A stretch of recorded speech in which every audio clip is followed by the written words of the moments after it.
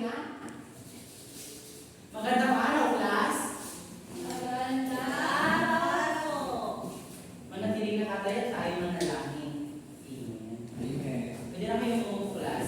So, based on your seat plan, no one is absent, right? So, we have here our classroom rules. Please read. Makinig ng mabuti. Second. Huwag maingay habang nagtatalakay ang guro. Third. Magbigay galang sa bawat isa. Ang panghuli. Mag-isa sa lahat ng gawain. Naiintindihan niyo ba, class? Opo. Ngayong araw, ay tatawagin ko si Ma'am Annabella to continue our discussion. Okay, class. Ang ating tatalakay ngayong araw ay tungkol sa kabutihang dulot ng pag-aalaga ng hayop sa ating tahanan. Talaga po? Yes, po. Ano ang nasa larawan ng bata? Aso! Kaya tama, ito ay isang aso. Maaari niyo bang basahin? Ang aso ay tinatawag na pinakamasaling na kaibigan ng tao at nakakatulong ito bilang gabay sa paglalakad at maging bantay ng tahanan. Sino sa inyo ang may mga alagang aso sa inyong bahay? Ma'am. Magaling kung ganon. Inaalagaan niyo ba ito ng maayos? Kung ganon, ano nga ba ang kahalagahan ng pag-alaga ng aso? Maaari ba magbigay ng halimbawa? Ma'am. Kevin? Para po may tagabantay sa aming tahanan po. Magaling, Kevin. Ang pangalawa naman ay ang pusa. pusa. Maaari bang basahin? Okay lang. Ang pusa ay isang hayop na mainam alagaan. Ang mag-aalaga ng pusa ay isang mabuting alagaan sa isang bukid, sapagkat ito ay tagahuli ng daga at magiging kalayo ng mga bata. Sinansa sa inyo ang may alagang na pusa? Inaalagaan niyo ba ito ng maayos? Yes, ma'am. Magaling kung ganon. Bakit ba natin kailangan pangalagaan ang isang pusa? Dahil, magbigay ng halimbawa, Tagahuli po ng daga, ma'am. maaari bang tumayo, Kevin? Tagahuli po ng daga, ma'am. Tama. Sa itong taga-uli ng inyong daga. Ang pangatlo naman ay ibon. Bird! Ito ay isang ibon. Maaari ba sa akin? Ang bird ay isang madaling turuan ng hayop. Sila ay pinakamadaling alagaan at nakakatulong ng kasiyahan sa nag-aalaga. Ito rin ay maaaring pagkakakitaan. Sino sa inyo ang alagang ibon? Si Rex. Si Rex, ma'am, meron. May alaga bang ibon, Rex? Yes, ma'am. Jose, kung gano'n, inaalagaan mo ba ito ng maayos at pinapakain? Yes, ma'am. Very good. Ang pang-apat naman ay Nemo. Neno. Sabi ng mga bata, Neno ay ito ang eco-friendly animals. ito ay maliit at nagbibigay ito ng masustansyang karne at hindi madaling gawan ng sakit. Po? Hindi ko po alam. Ma'am, nagkulang kami ng kuneho Yung kahapon. ito na ito, yung alagang Hindi ko namin nalaga, ma'am.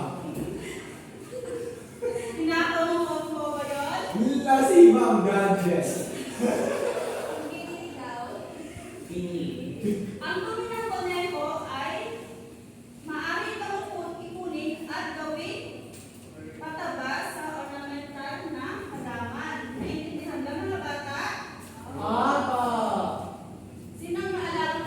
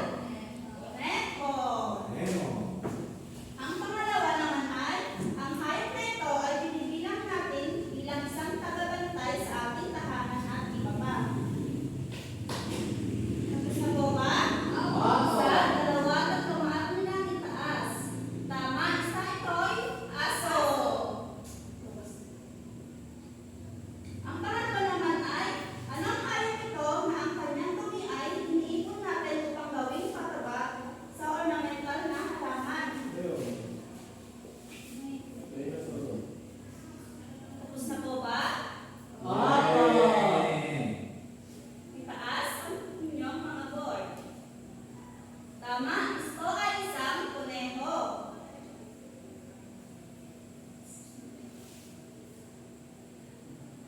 Ang pang-apat naman ay ito ang pinakamadaling turuan na hayop.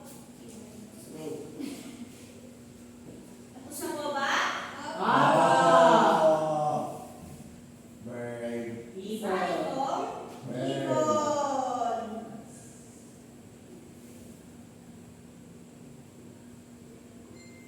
Ang ngayon naman ay naglagay na ninyong kaparehas at pumunta sa harap upang limugan ang mga hayop na nakita nyo dito sa aking board.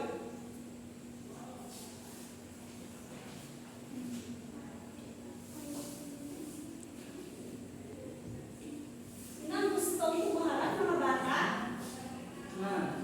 Kevin and Leonor and Icy and Rex.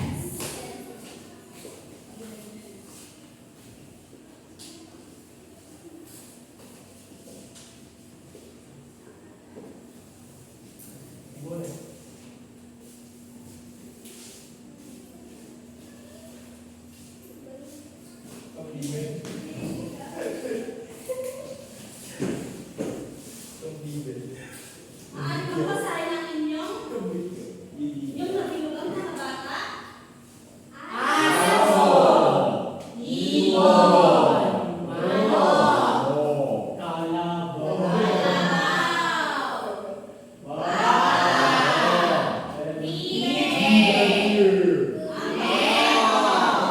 Lahat ba ito ay maaaring alagaan sa loob at labas ng ating tahanan?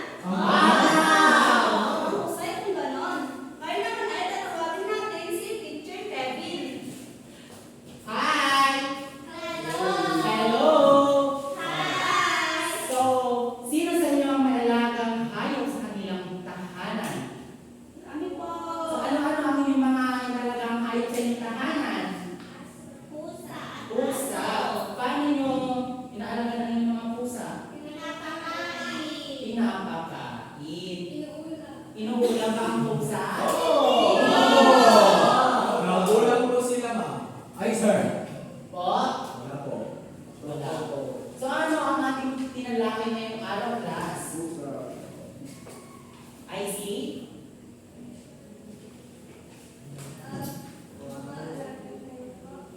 Tama, mga kahalagahan o kabutihan dulot ng pag-alaga ng hayop sa ating tahanan. So, ano ang apat?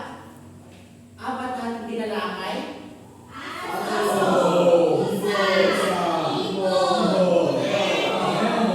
So, anong hayop ang binibilang natin as eco-friendly? Kuneho. So, bakit natin inalagaan ang aso? Para May bantay po sa bahay. o may bantay sa ating. Nagagalak ako at inyong naiintindihan ang ating talakay ngayong araw. So, para sa inyong individual na gawain, ay maglabas kayo ng 1/4 ay 1/8 na papel. Tapos na po ba? So, para sa ating individual na gawain, pakibasa ang ating panuto. Alalahanin ang kabutihang dulot ng mga alagang hayop gamit ang chart na nasa ibaba. Tapos yun na ba, class? Opo! Pakibasa na lang yung mga papel sa paharap. So, para sa inyong karagdagang gawain ay pakibasa ang panuto. Basahin maigi ang